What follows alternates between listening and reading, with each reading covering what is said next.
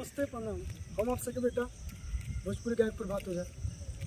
आज बहुत ही खुशी के दिन बा कि और अच्छा लगा था कि मैं गंगा के तट पर बने जाए। एसी कूलर कुछ ना हो कि ऑक्सीजन कहीं ना मिलेगा भैया। आज हमके इतना अच्छा लगा था। आज मेन उद्देश्य रही कि हम कुछ अपने गाने के प्रचार के खातिर आए बनी।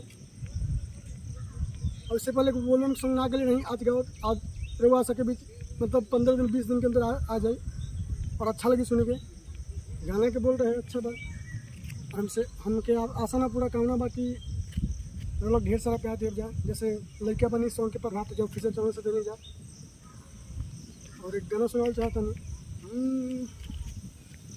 हरे भइल बियाह भले मुसरी न धराई बही हरे लइका बनी भइल बियाह भले मुसरी न धराई बही हरे लइका बनी तो कुछ दिन गवना न कराई बही लइका बनी तो कुछ दिन गवना न कराई बही लइका बनी।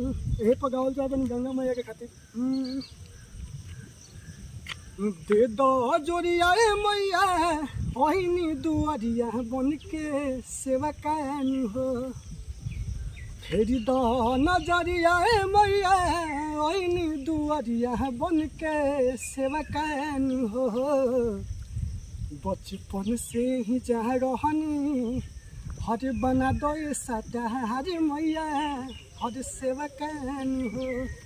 बचपन से ही जे रहनी बना दो साटा हरे मैया हई सेवा कानी हो। नमस्ते प्रणाम। और अच्छा लगा तो लाइक शेयर कमेंट कर जा। और जल्दी प्रभात ऑफिशियल चैनल से कुछ अच्छा सुनने के मिली बोल बम के पहली बार आई प्रभात ओझा हिट्स बा। इहो चैनल के खूब सारा प्यार दे जा। नमस्ते प्रणाम।